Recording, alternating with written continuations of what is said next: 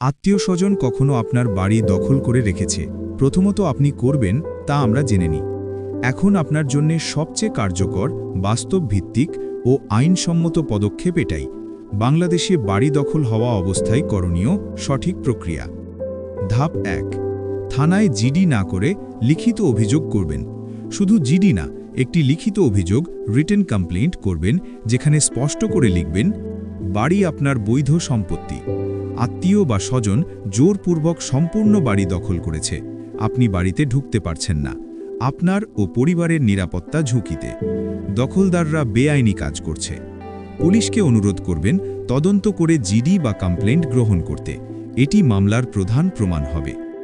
ধাপ ২, উপজেলা নির্বাহী ম্যাজিস্ট্রেটের কাছে ১৪৫ ধারায় আবেদন। যেহেতু বাড়ি পুরো দখল হয়ে গেছে, তাই নির্বাহী ম্যাজিস্ট্রেট খুব দ্রুত ব্যবস্থা নিতে পারেন।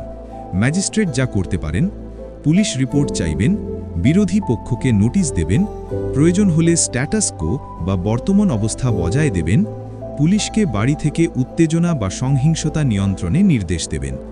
দখল ফেরত সাধারণত ১৪৫ ধারায় হয় না, কিন্তু এটি আপনাকে জরুরি সুরক্ষা দেয় এবং ভবিষ্যৎ জোর জবরদস্তি বন্ধ করে। ধাপ ৩, সিভিল কোর্টে মূল মামলা। এই ধাপেই বাড়ি ফেরত পাবেন। মামলার নাম suit for recovery of possession, সাথে চাইবেন পার্মানেন্ট ইনজাংশন। এই মামলাতেই আদালত দখলদারদের উচ্ছেদ করার নির্দেশ দেবে, পুলিশকে আপনার কাছে বাড়ির দখল বুঝিয়ে দিতে বলবে। এটাই বাড়ি ফেরত পাওয়ার একমাত্র কার্যকর উপায়। ধাপ ৪, জরুরি অস্থায়ী নিষেধাজ্ঞা, টেম্পোরারি ইনজাংশন নেবেন।